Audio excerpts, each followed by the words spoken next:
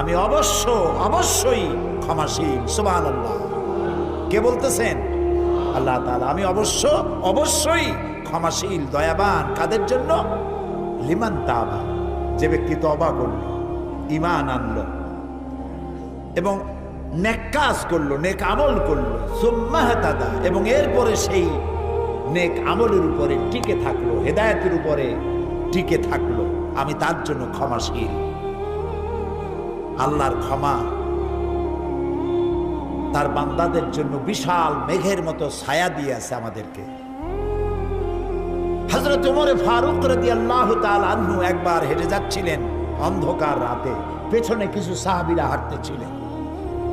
এমন সময় চলতে চলতে তিনি জিজ্ঞেস করছেন, আচ্ছা তোমাদের মধ্যে এমন কি কেউ আছো যিনি বলতে পারো যে কোরআনে কারীমের মধ্যে মুমিনের জন্য হতাশা ব্যঞ্জক কোনো আয়াত আছে নাকি? একজন চট করে জবাব দিলেন, আছে। কি সেই আয়াত মুমিনের জন্য হতাশা ব্যঞ্জক?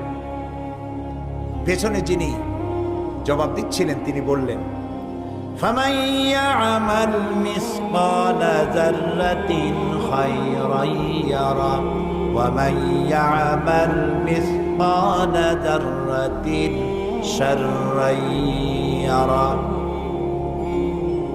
পৃথিবীতে যে ছোট্ট একটি নেকির কাজ করবে, ভালো কাজ করবে, সরিষা পরিমাণ নেকির কাজ করলে সেটা দেখতে পাবে, আর সরিষা পরিমাণ গুনার কাজও যদি কেউ করে তাও সে কিয়ামতে দেখতে পাবে। এটা মুমিনের জন্য হতাশা ব্যঞ্জক আয়াত। ছোট্ট ছোট্ট গুনাহও দেখতে পাবে।